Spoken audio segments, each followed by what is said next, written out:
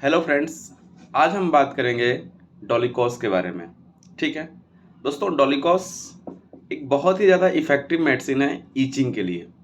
दोस्तों, इसका इंडिकेशन है अगर किसी को खुजली हो रही है और उसमें इरप्शन नहीं है, दाने नहीं है। पेशेंट कहता है डॉक्टर साहब पूरे शरीर में खुजली हो रही है, देखिए यहाँ हो रही है, वहाँ हो रही है, आपको दिखाओ जरा दाना कैसा है, रिंगवर्म है, कौन सा एक्जिमा है। तो आप देखोगे तो लगेगा कुछ नहीं है। तो आप पूछोगे कि अच्छा ये बताओ कि दाने कहाँ हैं इसमें, तो कहेगा डॉक्टर साहब दाने तो पड़ते ही नहीं है।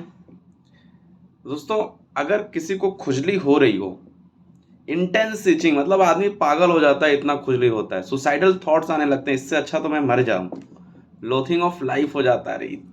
खुजली की वजह से सो नहीं पाता है। डोलिकॉस की खुजली रात में एग्रेवेट करती है।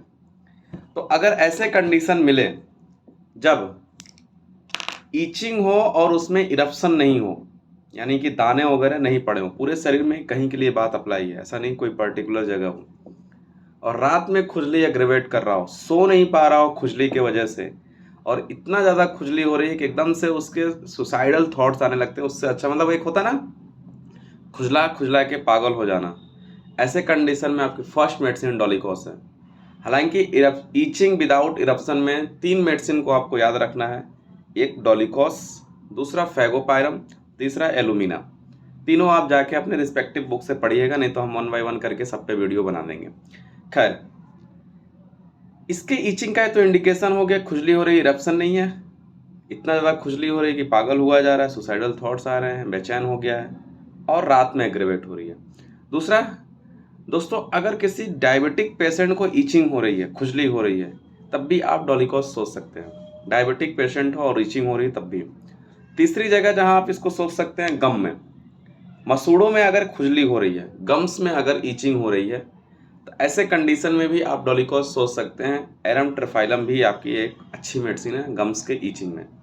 ठीक है दोस्तों, इसके अलावा ईचिंग में एक इंडिकेशन है इसका कि ईचिंग हो, फर्स्ट थिंग्स, दूसरा कॉन्स्टिपेटेड हो, तीसरा जॉन्डिस हो।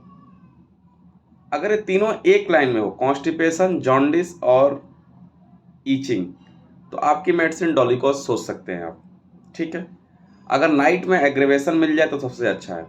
जनरली ऐसी खुजली जो है ना इरप्शन वाली, मतलब ईचिंग जो विदाउट इरप्शन है, जनरली मतलब ओल्ड एज में होती है। जनरली कोई हार्ड एंड फास्ट रूल नहीं है कि आप एकदम कसमें खा लेंगे, लेकिन अगर ये ईचिंग ओल्ड एज पीपुल में है, यानी कि बूढ़े लोगों में है, तो आपकी फर्स्ट मेडिसिन डोलिकॉस हो जाएगी। और उन तीनों में अगर ये बात कंफर्म हो गया कि साहब आपको पेट साफ होता है, नहीं होता डॉक्टर साहब क्या बताएं, खुजली से तो तबाह है, पूरे रात भर खुजली होती, मैं खुजली की वजह से सो नहीं पाता, डॉक्टर साहब कुछ ऐसी दवा दे दो मैं मर जाऊं। तीसरी जो है आपका जॉन्डिस वगैरह हो सकता है, लीवर ट्रबल हो, तो ऐसे कंडीशन में आप डोलिकॉस को जरूर याद करेंगे। कभी कभी दोस्तों क्या होता है, हर्पीज जोस्टर हो जाता है इस एरियाज में, या कहीं पर भी हर्पीज जोस्टर हो जाता है। तो आपको पता है कि स्टार्टिंग में कई सारी दवाइयाँ चलानी पड़ती है, रननकुलस बल्बोसस वगैरह है, बाद में जो है मिजेरियम और फॉस्फोरस वगैरह है न्यूरल्जिया के लिए। इनको आप डिफ्रेंशिएट कर लीजिएगा। लेकिन कभी कभी क्या होता है कि इरप्शंस चले जाते हैं। ठीक है, दाने वगैरह चले गए, हर्पीज की बात कर रहा हूँ मैं, हर्पीज ठीक हो गया है, पेन भी चला गया है, आपने कुछ रिस्पेक्टिव दवाई चलाई, लेकिन जो खुजली है ना वो खुजली नहीं जा रही है। ठीक है, यानी पेन खत्म है, इरप्शंस खत्म है, लेकिन जो ईचिंग है वो ईचिंग नहीं जा रहा, और उस ईचिंग से पेशेंट परेशान हो रहा है, और ईचिंग रात में एग्रेवेट कर रही है। ऐसे कंडीशन में आपको डोलिकॉस नहीं भूलना है, बहुत अच्छा इफेक्टिव है, बहुत अच्छा काम करती है। ठीक है, तो जॉन्डिस के साथ ईचिंग हो गया, डायबिटीज के साथ ईचिंग हो गया, कॉन्स्टिपेशन विद ईचिंग हो गया, ईचिंग विदाउट इरप्शन हो गया, और हर्पीज में ईचिंग है विदाउट पेन विदाउट इरप्शन। ठीक है, इन सारे कंडीशन में आपको नाइट में एग्रीवेशन प्रोमिनेंट रूप से देखने को मिलेगा। बाकी किताबों में और भी कुछ चीज़ें लिखी होंगी, लेकिन ये है क्लिनिकली प्रूव पॉइंट है, इसको आपको लर्न होना ही होना चाहिए डोलिकॉस के बारे में। ठीक है, बाकी कोई और नया पॉइंट आप बताना चाहते हैं तो कमेंट बॉक्स में ज़रूर कमेंट करिए, कुछ पूछना चाहते हैं तब भी पूछिए। ठीक है, बस डोलिकॉस में इतना ही आज के लिए। बस आप छोटे छोटे मेडिसिन मैं चाहता हूँ कि सिर्फ क्लिनिकल पॉइंट व्यू आपको बताया जाए।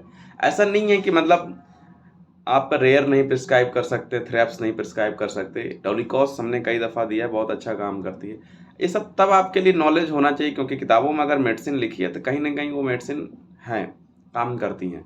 लेकिन अगर आपको कॉन्स्टिट्यूशनल मिल रहा है मेरी जितनी भी वीडियो है, अगर रेयर पे वीडियो है तो उसके लिए सबसे पहला टर्म एंड कंडीशन है कि अगर आपको कॉन्स्टिट्यूशनल मिल रहा है तो आप गो थ्रू कॉन्स्टिट्यूशनल। लेकिन कभी-कभी क्या होता है कि आप कॉन्स्टिट्यूशनल निकालने में असमर्थ हो जाते हैं, या कभी-कभी हो सकता है कि ऐसी कंडीशन आ गई जहां आप कॉन्स्टिट्यूशनल नहीं निकालना चाहते हैं, जल्दी हो, भीड़ ज़्यादा है, ऐसे कंडीशन में। तो ऐसे कंडीशन में ये सब दवाइयाँ बहुत अच्छा काम करती हैं। सिंगल सिम्पटम्स लेके आ रहा हो तो वहाँ आप थेरेप्स के साथ जाएँगे तो जल्दी रिजल्ट मिलेगा। खैर, अपना-अपना तरीका होता है प्रिस्क्रिप्शन का, वो चीज़ आप धीरे-धीरे सीखते रहिएगा। ठीक है, तो डॉलिकॉस के बारे में बस इतना। Thank you guys.